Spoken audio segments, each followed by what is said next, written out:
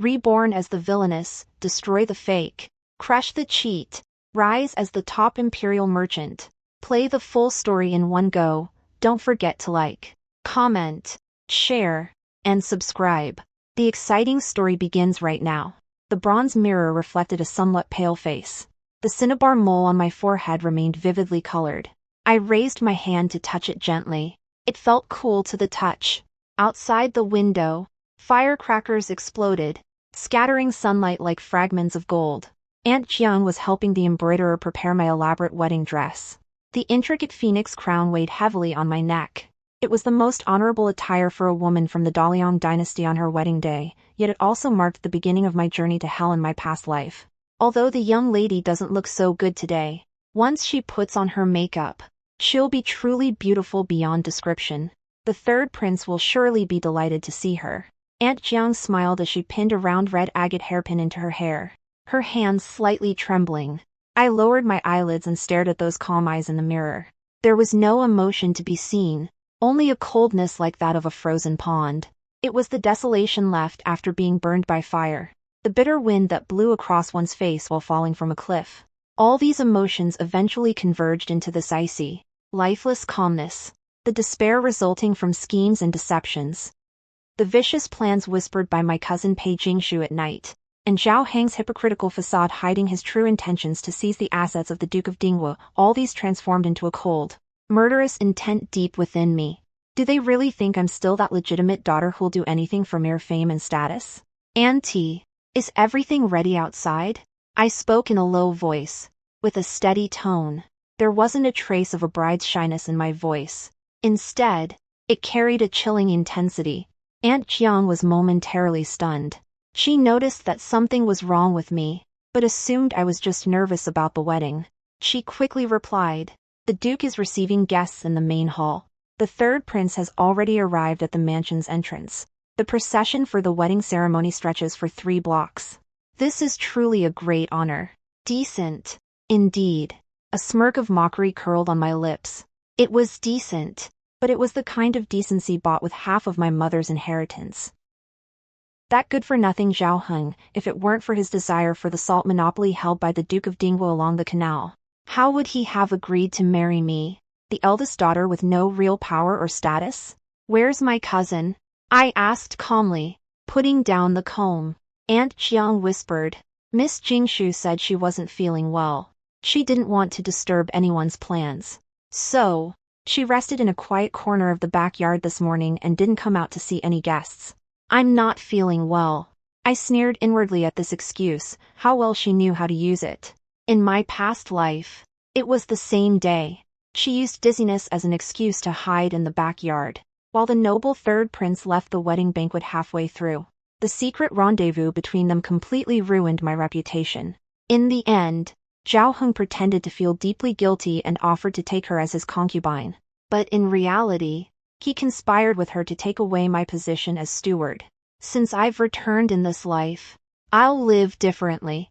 Auntie, please go to the front hall and tell father that I'm not feeling well. I'm afraid I'll be late. Ask the third prince to wait a little longer in the mansion. I stood up, my wedding dress dragging behind me. The heavy red silk resembled clotted blood. Also, please tell my cousin that since she's weak, there are some tonics hidden in the mansion. I've found them and am about to bring them to her, so she can have more energy to greet the third prince. Aunt Jiang left upon receiving the order. I stood up and looked through the winding corridors toward the quiet courtyard in the back. The backyard was sparsely populated at this time. All the guests were in the front courtyard. I walked along the path, taking slow steps. In my past life, I was the canary trapped in a cage, at the mercy of Lin Shi and Pei Jingshu. This time, I'm the one holding the knife. After turning around the rockery, I didn't appear directly. Instead, I saw that the side door was slightly ajar. Soft laughter came from inside, the delicate, tender laughter characteristic of Pei Jingshu. It was accompanied by a steady male voice in response. I took a deep breath, tidied my slightly messy cuffs, and took out a silver hairpin from my bosom. I subtly adjusted the beaded hairpin in my hair, giving myself a slightly flustered appearance. "Third prince, if anyone sees us like this, Jingshu really won't have any face left to show people. That wooden-headed Yunluo, once tonight is over, she'll become your second wife. That voice was all too familiar. Every word pierced my heart like a sharp blade. I steeled my mind, not letting a hint of hatred show on my face. Instead, I turned and headed toward the noisy forecourt. I walked straight over to my father, Pei Dingshan, who was chatting with the guests. My expression revealed a hint of just right anxiety. Father, have you seen the third prince? My voice was filled with anxiety, drawing glances from the guests around us. Just now, the nanny said she saw a figure in the back garden. It seemed like the third prince was talking with someone in a secluded corner. On such a joyous day like this, I'm truly quite worried. Pei Dingshan's expression changed. Frowning, he said, "What nonsense. On the day of the wedding, how could the third prince be in the back courtyard? Stop making a fool of yourself here. Go back to your room at once." My daughter wouldn't dare lie. It's just that. My eyes reddened, and my voice rose slightly, so that all the nobles around could hear clearly. My daughter must have encountered some wicked people. If anything really happens to the third prince, our family won't be able to bear the consequences. Please, uncles, go and check on things yourselves. These words had the effect of throwing a stone into water, causing immediate uproar among those present. Seeing my firmness and not wanting to lose face in public, Pei Dingshan could do nothing but hurry off to the backyard with a few nobles who were on good terms with Zhao Heng. I followed behind, watching as the slightly ajar wooden door grew closer. In my mind, I thought that once this act was over, Zhao Heng's dreams of marrying me smoothly and taking advantage of the power of the Duke of Dinghua's family would be completely shattered. The moment the door was pushed open, the atmosphere inside rushed towards them. Zhao Heng was holding Pei Jingshu in his arms. Pei Jingshu's half-unfastened red gauze top was particularly striking against the sunlight. Pei Dingshan was stunned as if struck by lightning. He stood frozen at the door. Meanwhile, the two people inside the house were completely terrified and stood there motionless upon seeing the group of guests outside. The faint scent of perfume in the room mixed with an indescribable sense of heat, striking everyone's nostrils. Pei Jingshu screamed instinctively, shrinking into Zhao Heng's arms like a frightened rabbit. The light pink chiffon dress she was wearing slipped off her shoulders, revealing large patches of pale skin. Zhao Heng's face turned from pale to purplish red. The gentle, polite smile he usually wore now resembled torn paper, stiff and distorted. I stood at the front of the crowd, watching the scene with a calm expression. There wasn't a trace of the shock or sorrow I had expected to see in my eyes. Amidst the curious, scornful, or amused glances around me, I took 2 steps forward, gently covering my mouth. My fingers didn't tremble at all. Third prince, cousin, my voice was clear and crisp, standing out sharply against the dead silence around us. What are you doing here? No, Yunluo, listen to my explanation. Zhao Heng suddenly pushed Pei Jingshu away from his arms. He stood up unsteadily, his disheveled clothes making him look particularly embarrassed in everyone's eyes. Pei Jingshu covered her face and cried. Her sobs were faint, like the buzzing of mosquitoes, yet they effectively stirred every man's protective instincts. Cousin, it's not what you think. I suddenly felt dizzy. The third prince came to help me because he saw me fall, helping her in such a way that her clothes got undone? I asked softly, without any trace of reproach in my voice, only a chilling calmness. If she was feeling dizzy, why didn't they call a doctor? Why did they lock the door to the side room instead? The guests around them began to whisper among themselves. The heads of those noble families were all very shrewd. Their looks toward Zhao Heng had completely changed. Having an affair before marriage was a serious offense in marriages between royal families and noble houses, and it happened right at the wedding banquet of the Duke of Dinghua's family. It was simply a complete humiliation to the Duke of Dinghua's family. Pei Dingshan's face was as stone-like, with veins bulging on his forehead. He flung his sleeve aside, turned to the guests, and said in a gloomy voice, "What happened today is truly unfortunate for our family. Please proceed to the main hall. I need to handle family matters." Handling household matters? Father, this isn't just a household matter, it's also a matter of the royal family's dignity. I quickly replied, staring intently at Zhao Heng. Since the third prince cares so much about his cousin's well-being, it's clear they have a deep bond. If I'm forced to marry him against my will, wouldn't I become the villain who destroys their love? Zhao Heng was left speechless by my words. He stared at me, his eyes filled with disbelief. In his eyes, Pei Yunluo, who was always submissive and only focused on him, now seemed like a completely different person. There was no trace of tenderness in her eyes now, only a cold, scrutinizing gaze. This prince, Zhao Heng tried to make amends, but I cut him off right away. The third prince needn't say anything further. I turned to Pei Dingshan, my tone calm. Since matters have come to this, let's call off this marriage. Although I'm a woman, I still understand what decency and shame mean. I'm not worthy of being part of the royal family's marriages, nor do I wish to accept what others have rejected. With that, I gave no one else a chance to argue. I turned and walked toward the door. Behind me were Pei Jingshu's incredulous screams and Pei Dingshan's furious roars. But I didn't slow down at all. Stepping out into the backyard, the autumn breeze brushed against my face, bringing a hint of coolness. I stood at the corner of the corridor, staring at the garden filled with red decorations, which now seemed all the more glaring.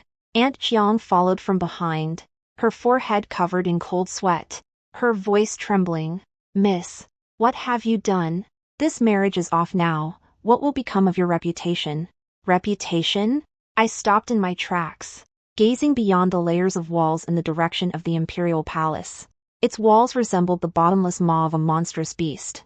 Auntie, if I get married and the duke's estate is gradually taken away by them, ending with my miserable death as a lonely spirit, that would truly be the end of my reputation. Aunt Jiang was stunned. The worry in her eyes gradually turned into shock. It was as though she was meeting me for the first time.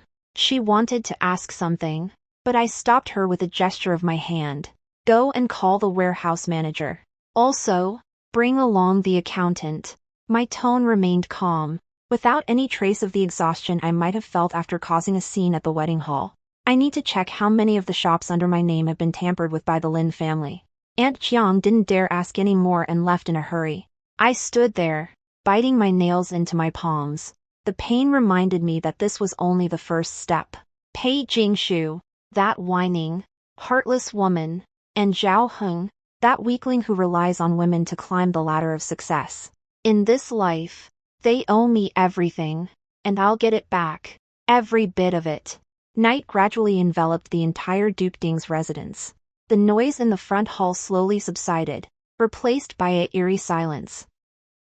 At this very moment, Lady Lin must be crying to her father in the study, or scheming ways to blame me for this whole mess, so that that pair of wretches could be together under the guise of fairness.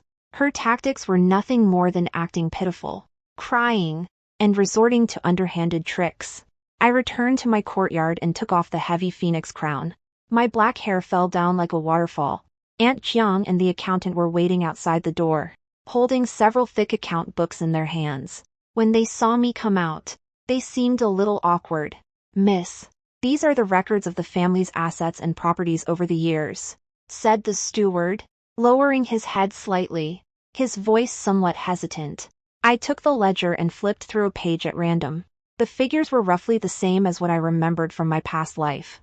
Lady Lin had managed the household for many years, keeping all the accounts meticulously, but she forgot that the deeds to these properties were still kept in my mother's private vault.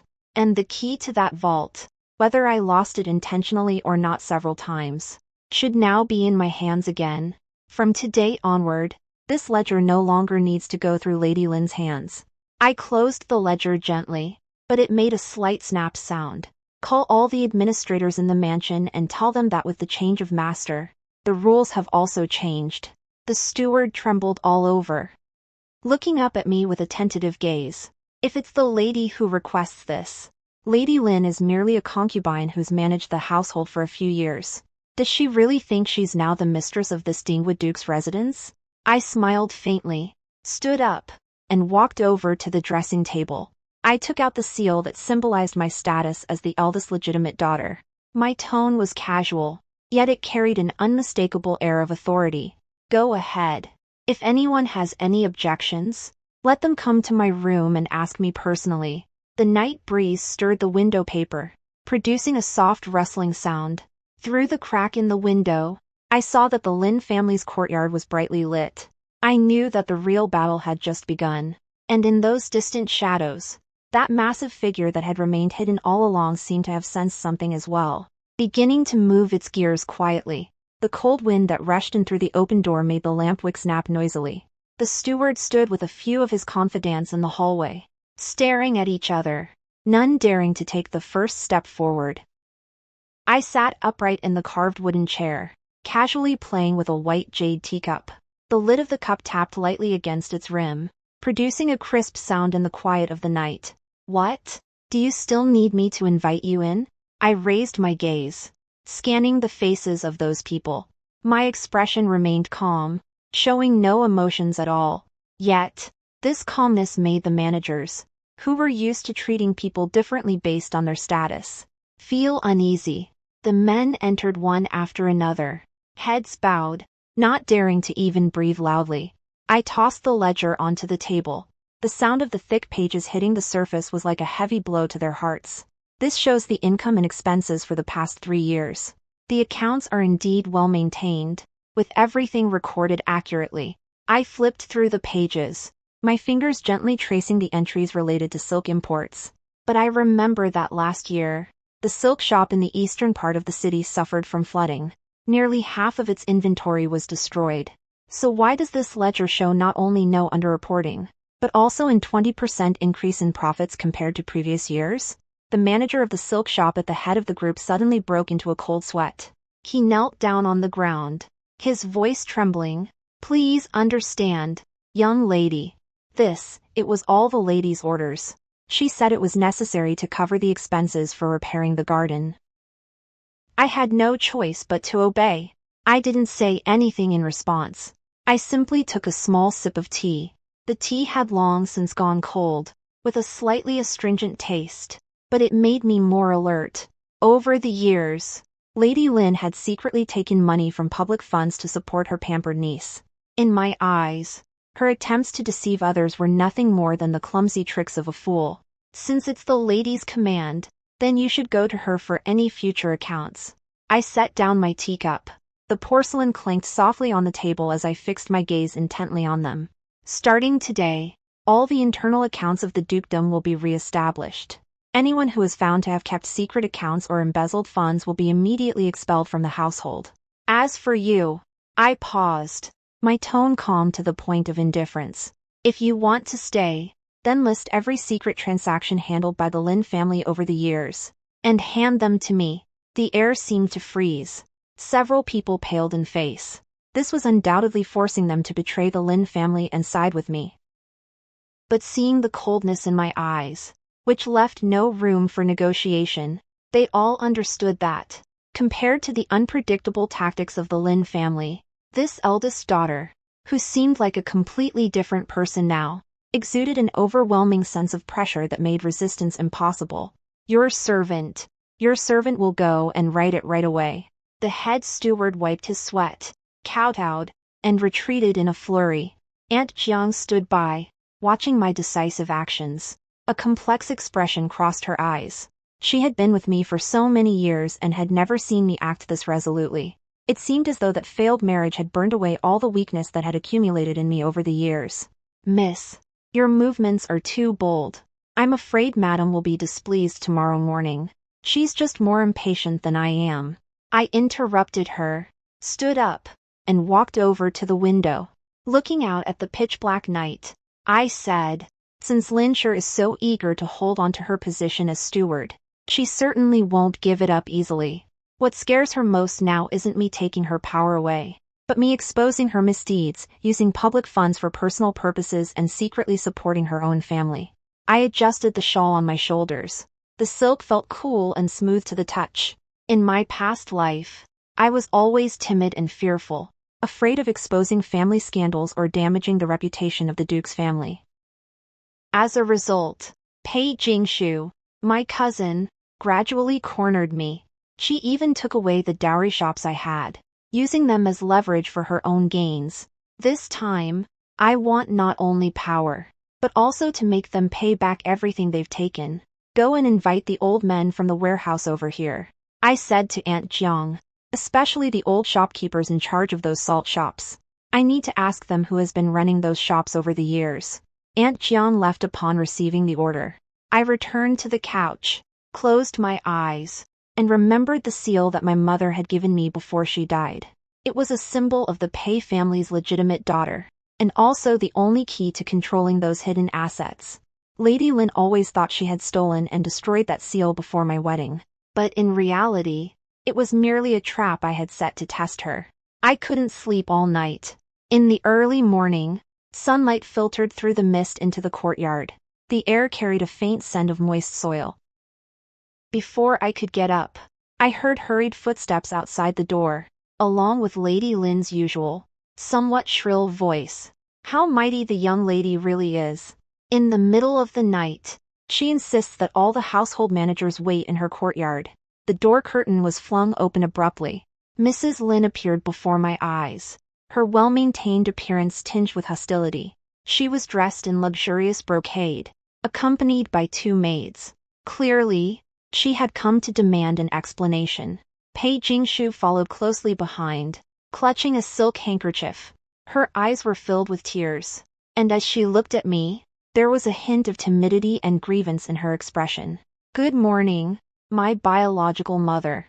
I sat on the edge of the bed, dressed in my clothes, with a calm expression on my face. I showed no intention of getting up to greet her. Seeing my rudeness, a flash of anger appeared in Lin's eyes.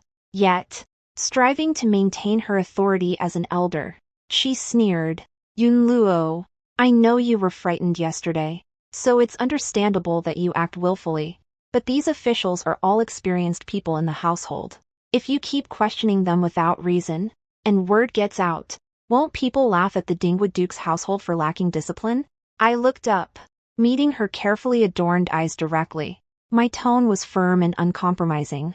The legitimate mother is joking. Yesterday's incident involving the 3rd prince has brought shame to our family. As the eldest daughter, it's my duty to put order back in the household. If even our own accounts are in disarray, that would truly be laughable. Pei Jingshu covered her face and sobbed softly. Cousin, I know you're upset because of me and the 3rd prince, but it was really a misunderstanding. Why must you take your anger out on my aunt and break the household rules? Watching Pei Jingshu's pitiful appearance, the sneer in my heart grew even stronger. She played her role perfectly. In my past life, it was precisely her efforts to arouse my sympathy that led me step by step into the trap they had set. I slowly stood up, walked over to her, and let my gaze linger on her delicate face for a moment. A faint smile appeared on my lips. A misunderstanding? I raised my eyebrows slightly. My voice was soft, but it carried an unmistakable hint of coldness. If your cousin truly believes herself innocent, why would she rush to cry in my courtyard like this? Or perhaps, you two rushed in out of fear that I might discover something I shouldn't? Lin Sher's expression darkened instantly. She stepped forward and lowered her voice slightly. Pei Yunluo, what exactly do you want to do? I don't want to do anything. I slowly took out a thick ledger from under the pillow, patting it gently in my hands. I just want to get back everything that rightfully belongs to the Pei family. One by one. Lin Sher stared at the ledger, her pupils constricting slightly. Clearly, she recognized it as the evidence she feared the most. Before she could say anything, there was a sudden, urgent knocking at the door. The manager of the silk shop rushed in, stumbling along. The steward slipped and fell miserably on the bluestone pavement, leaving a bruise on his forehead. Ignoring the pain, he stared intently at the ledger in my hands, his voice trembling uncontrollably. Madam, that batch of lost goods. I really can't cover those losses anymore. The accounting department has already verified the figures. Lin's expression changed dramatically. Her usually well-maintained, gentle and polite appearance now seemed to have cracked apart. She turned her head sharply. Her fingers, painted with bright red rouge, clenched tightly around the sleeve cuffs, her nails almost digging into her flesh. You old fool. What are you talking nonsense about here in the middle of the morning? I ignored Lady Lin's scolding. I simply stared coldly at the steward, not even lifting my eyelids. Since you can't hide the truth, then speak it out. This is the residence of a duke. I'm not the kind of master who won't tolerate others.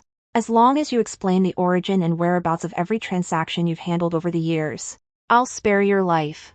Upon hearing this, Pei Yunluo's face turned deathly pale. She rushed forward, trying to cover the steward's mouth, but I quickly stepped aside to block her. I grabbed her delicate wrist with my hand. The grip wasn't strong, but it prevented her from moving at all. Cousin, why are you so anxious? Are you afraid that the steward might say something embarrassing about you? Cousin, I'm just worried that this wretched maid might cause trouble in the duke's residence and disturb Auntie. Pei Yunluo's eyes reddened, tears welling up in her eyes, though her voice trembled slightly. I released her hand and turned my gaze toward the Lin family. In those calm eyes, there was a chilling sense of authority. Pointing at the steward kneeling on the ground, I spoke in a tone as casual as if discussing the weather. If my biological mother has nothing to hide, why does she try to stop me? This estate was left to me by my mother. Since I'm in charge, I must manage it properly. The way Lyncher looked at me filled me with an unprecedented sense of strangeness. What kind of eyes were those? Bottomless, like still water, yet also like an abyss ready to swallow anyone at any moment. She suddenly realized that this eldest daughter before her was no longer the puppet she could manipulate at will. Instead, she was like a venomous snake cornered into a desperate situation, revealing its fangs. Just as the situation in the courtyard remained deadlocked, a servant rushed in, looking panicked. Madam, young lady, the carriage from the Regent Prince's mansion has arrived. It says that Prince Xia wants to see the young lady. He's waiting outside the mansion. Xia Lan. That name was like frost, instantly freezing the air around it. Lin's face, which had been contorted with anger, froze in place upon hearing the words Regent. His breathing seemed to stop as well. I sneered inwardly, but didn't show any sign of panic on my face. Xia Lan was a cruel and ruthless man, a true power broker of the Great Liang. In my past life, I had little interaction with him, but I knew that he had been secretly manipulating the economic fabric of the Great Liang. The estates and businesses left by my mother happened to be exactly what he wanted to seize. His sudden visit today was certainly no coincidence. Please wait in the front hall, my lord, I said to the attendant, my voice calm and composed, without a trace of flustered excitement. Lady Lin was clearly flustered. Ignoring her duties, she hurriedly arranged her hair. A calculating look flashed in her eyes. How could the prince visit suddenly? Yunluo, did you, with the prince yesterday? I gave her a brief glance. Without responding, I simply handed the ledger in my hands to Aunt Jiang and turned to leave. I'll go see the prince. As for my biological mother, it's better to sort out all the mess in the mansion first. We can't let it come to the prince's attention, or our dukedom won't even have a clean record to show. Entering the front hall, the heavy sandalwood doors were open. Xia Lan was sitting in the main seat, casually flipping through the lid of a teacup. He wore a dark-colored brocade robe, with dark gold cloud patterns embroidered on the cuffs. His stern and profound profile exuded a sense of authority under the light and shadow. He looked up at me, his narrow eyes slightly narrowed. That penetrating gaze made me feel a sense of oppression I hadn't experienced in ages. This king heard that the Duke of Dingguo's residence was in quite a stir today. Who would have thought it was all because of a marriage arrangement that didn't go through? Xia Lan's deep voice echoed throughout the hall. He set down his teacup, and the clinking of porcelain was clearly audible. Miss Pei, you've handled the cancellation of this marriage rather neatly, but I wonder if you've thought through how to deal with the complications that will surely arise later on. I stepped into the hall, bowed gracefully, and met his sharp gaze. With a calm voice, I said, the troubles were caused by others. To resolve them, we must address the root cause. As the regent, Your Highness is overwhelmed with duties every day. Did you really come to my residence today just to concern yourself with my family affairs? Xia Lan let out a light laugh. But the smile didn't reach his eyes, instead carrying a hint of mockery. He stood up and walked slowly toward me. We were so close that I could even smell the faint scent of plum blossoms emanating from him. He reached out to smooth the hair that the wind had disheveled at my temples. His movements were natural, yet carried an air of cold arrogance, as if he had everything under control. I've heard that the Pei family owns 3 salt trading posts. They're in need of someone who can handle cargo deliveries efficiently. Since Miss Pei is so skilled at calculating things, perhaps we could discuss a business deal. I looked at him, feeling a slight stir in my heart. He wanted to use me to take complete control of Daoyang's salt trade. While this might seem like a risky move for him, it presented an excellent opportunity for me to turn the situation around. What the prince desires is probably more than just the goods themselves, isn't it? I leaned back slightly, meeting his gaze without flinching. The profits associated with this salt trade are what truly attract the prince. I'm afraid. Xiaolon raised an eyebrow. A faint smile appeared on his cold face, like a crack in the ice. Pei Yunluo, you're far smarter than I thought. But in this Daliang, there are countless people who want to cooperate with me. Why do you think I choose the legitimate daughter of a ducal family who's just been rejected in marriage? I didn't rush to answer. Instead, I tilted my head slightly and glanced at the palace administrators I had sent to keep an eye on those outside the door. They stood gathered in the courtyard, filled with fear, awaiting the verdict of fate. I turned my gaze back to Xiaolon and spoke calmly. With me, the Duke of Dinggua's palace can be completely reorganized. With me, the prince can take every step on the business path without any worries. The prince doesn't need a submissive puppet, but rather someone who can help him amass wealth without causing any trouble. Xiaolon stared at me for a moment, then suddenly looked up and laughed softly. His laughter was deep and hoarse, giving a somewhat eerie vibe in the empty hall. He turned around, facing away from me, his gaze fixed on the family crest of the Dingwa Duke hanging on the wall. Very well. Then I'll see just how much surprise you can bring me. He slowly walked toward the door. Just before reaching the threshold, he stopped abruptly. His indifferent figure paused for a moment, then he left behind a cryptic remark. Third Prince Zhao Heng, there's a gathering at Tingyu Tower tonight. You might find it interesting. After all, some debts must be repaid, with interest. Tingyu Tower, what an elegant name. In reality, it's the favorite haunt of the wealthy and frivolous young men of the capital. It's also a place where information flows freely. The carriage came to a stop in an alley behind the building. I lifted a corner of the curtain. The night was pitch black, enveloping the 5-story wooden building in dim light. No one knew how I died in my past life, nor did they know that my purpose here today was to weave a trap to capture that person myself. I didn't enter through the main door. I wore a simple, dark-colored robe and a bamboo hat. Under Jiang Mammy's cover, I entered through the side door. Zhao Heng had arranged for a private room on the 3rd floor, with an excellent view of half of the city's bustling areas.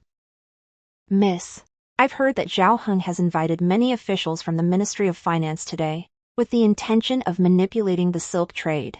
He's trying to use underhanded methods to drive our Pei family's business out of the market. Aunt Jiang spoke in a hushed voice, her tone filled with concern. If he succeeds, our shops will likely be taken over by him. I didn't say anything, just listened quietly to the sounds of music coming from inside the building. Zhao Heng was always deceitful and manipulative. He liked to use money and charm to get his way. In my past life, he used these tactics to win over the Minister of Revenue, and force me to give up 3 of my most profitable business ventures as part of my dowry. The door of the private room was slightly ajar. Zhao Heng's somewhat arrogant voice came from inside. For that shipment, all we need to do is make some adjustments in the accounts, record it as losses. I'll figure out a way to balance the accounts later. As long as you cooperate, you'll definitely benefit from this. The 3rd prince's move is truly clever. But at the Duke of Dinggua's residence, will Miss Pei really not suspect anything? She? Zhao Heng sneered. She's just a foolish girl raised in seclusion. After the marriage was broken off, she doesn't even dare to leave her house. What can she possibly do to me? I stood outside the door, my expression calm beneath the bamboo hat. Zhao Heng's arrogance had always been his greatest weakness. I nodded to Aunt Jiang, signaling her to deliver the prepared items. Aunt Chiang understood and called over a waiter waiting nearby. She handed him a heavy silver ingot and said, "Deliver this letter to the person in the private room. Tell them it came from the Duke's residence, and that it contains crucial information regarding salt transportation." Inside the envelope was a forged draft of the salt transportation ledger. The handwriting matched my father's usual style, and the contents were exactly what Zhao Heng wanted most: a map of the secret checkpoints along the salt route to the northwest. The servant knocked on the door and quickly retreated. After a brief silence inside the room, excited voices could be heard. "Hurry! Open it and check! If this is true, not only will we become rich, but we'll also have leverage over the Duke's family." I stared at the candlelight shining through the crack in the door, feeling utterly unmoved. This so-called evidence was actually a trap I had carefully set up. The maps were genuine, but the markings on them had been altered. Once Zhao Heng used those maps to conduct transactions, within 3 days, Xiaolan spies and the Ministry of Revenue would surely notice. By then, charges of treason, colluding with the enemy, and illegally altering the salt trade would be enough to condemn Zhao Heng. "Miss, now that the bait has been thrown out, what if he turns around to verify its authenticity?" Aunt Chiang asked worriedly. "He can't confirm it." I turned and walked down the stairs, with steady steps. This information came from a flaw I mentioned casually to Xiaolan that day. People like Zhao Heng, who are always eager for quick success, won't bother to investigate thoroughly just to gain an advantage. Besides, greed clouds their judgment. Back in the carriage, the night breeze was a bit cool. I leaned against the carriage wall and closed my eyes to rest. Zhao Heng thought he was scheming against me, but he had no idea that every move he made was already part of my planned strategy. As the carriage reached the street corner, it happened that a group of soldiers from the patrol battalion were passing by. The leader of the group was one of Xiaolan's personal guards. His gaze swept over my carriage, without stopping. Yet it seemed like some kind of silent signal. Just as I was about to return to the mansion, someone gently knocked on the car window. Soon after, a hand with clearly defined joints handed me a gold-stamped invitation. "The prince said that Zhao Heng will surely try to raise money and leave the city tonight. You're the one who should ignite this final spark." I took the invitation. It was a document related to the delivery at a private dock on the outskirts of the city. If I remember correctly, that dock was the location where Zhao Heng stored those smuggled salts. Tonight was the last time they would carry out such large-scale shipments. I put down the invitation and glanced out of the car window. The lights in the direction of the imperial city in the distance were gradually dimming. A greater storm was about to brew in the quiet night. The night was as thick as ink that wouldn't dissolve. The wind at the dock carried a salty, fishy smell as it swept through the reed beds, producing eerie rustling sounds. I sat inside an unremarkable carriage in the distance, while Aunt Jiang stood outside the curtain, holding a torch dipped in oil. Far across the dock, lights flickered as several large ships unloaded their cargo in the darkness. It was government salt that Zhao Heng had stolen. The ships brought it under the guise of the royal family's authority, with the intention of selling it to merchant caravans from the neighboring enemy country. "Miss, if you don't act now, the boat will leave." Aunt Zhang's voice was barely audible, her knuckles turning slightly white from gripping so tightly. I lifted a corner of the curtain and glanced over the piles of goods. I saw Zhao Heng whispering with a merchant dressed in foreign attire. His face was covered with a greedy glow, completely unaware that death was approaching. I didn't respond immediately. Instead, I stared at the entrance to the dock, where a group of hidden figures stood, people sent by Xiaolan. "Wait a little longer," I said, my voice flat and emotionless, even somewhat cold. "Have all of Lin's spies been brought here?" Aunt Jiang nodded. "As you instructed, the letter has been delivered to Lady Lin's dressing table. She thinks there's some problem with the shipment, so she's on her way here with Miss Jingshu." A faint smile curled on my lips. Without this caught-in-the-act scenario, wouldn't this whole play be utterly pointless?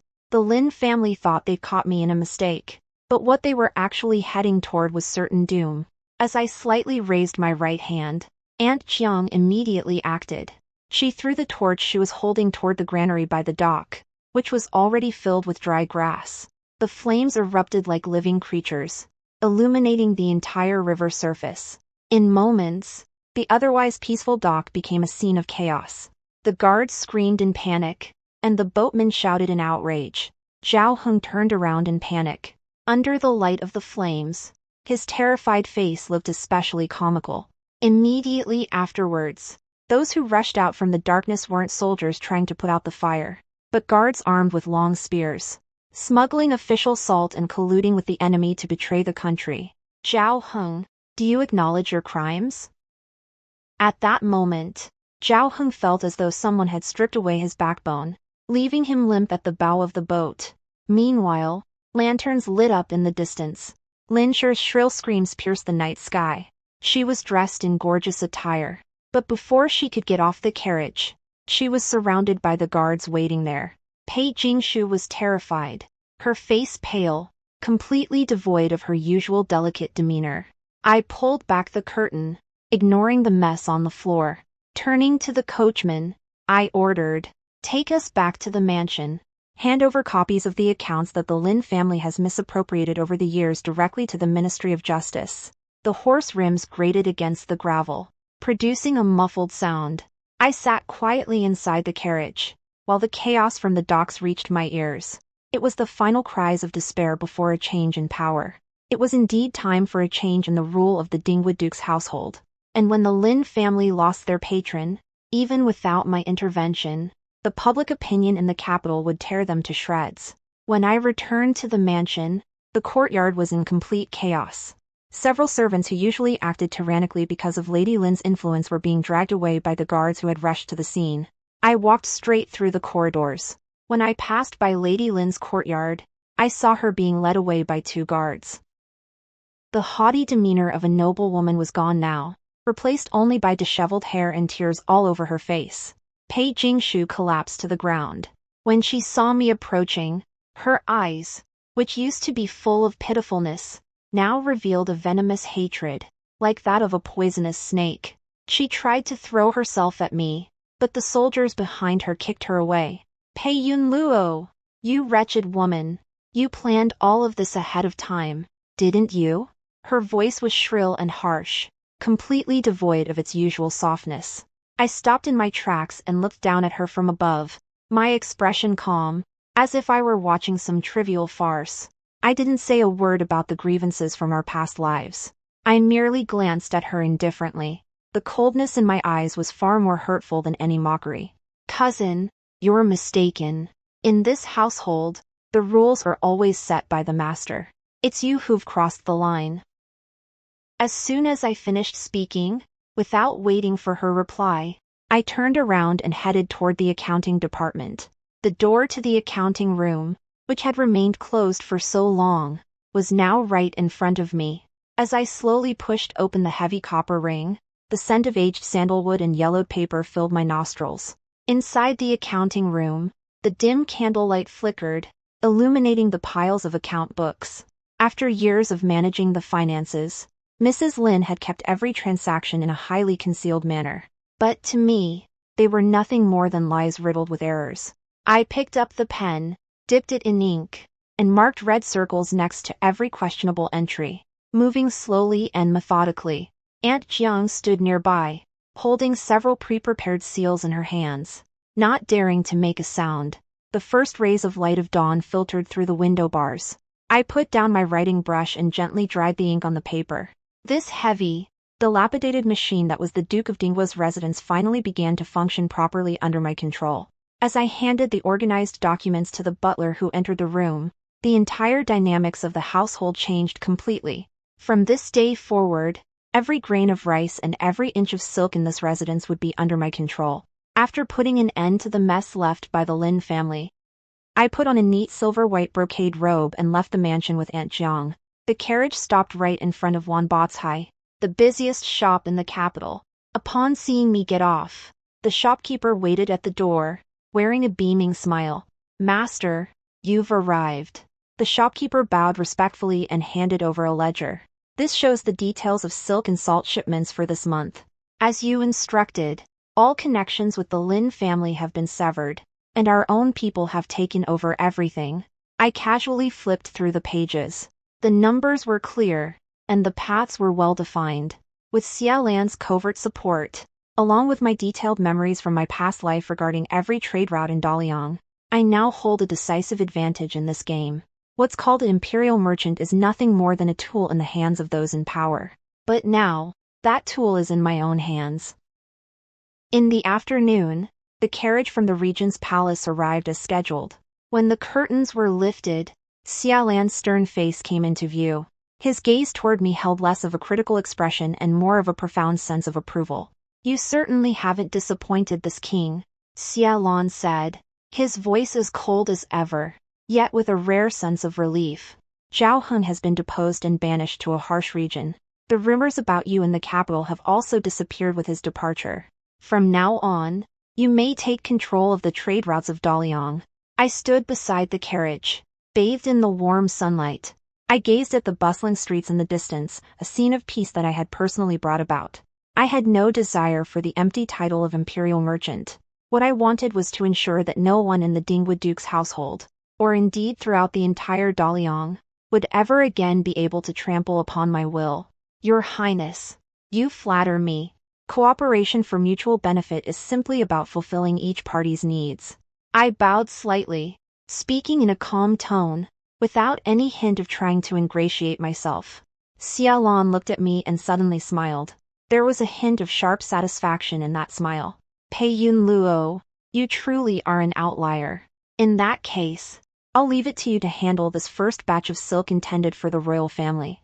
As his carriage faded into the distance, the noise from both sides of the street seemed to diminish as well. I turned to look at the sign of Wan Botsai. The golden characters shone brightly under the scorching sun. The once delicate and refined lady, raised in a luxurious mansion, had long since died on that snowy night. But now, standing here was the person who wielded the wealth and power of this dynasty. I stepped forward into the heart of that bustling place, each step steady and resolute. The wind billowed my clothes around me. Behind me lay the gloom of the Duke's mansion.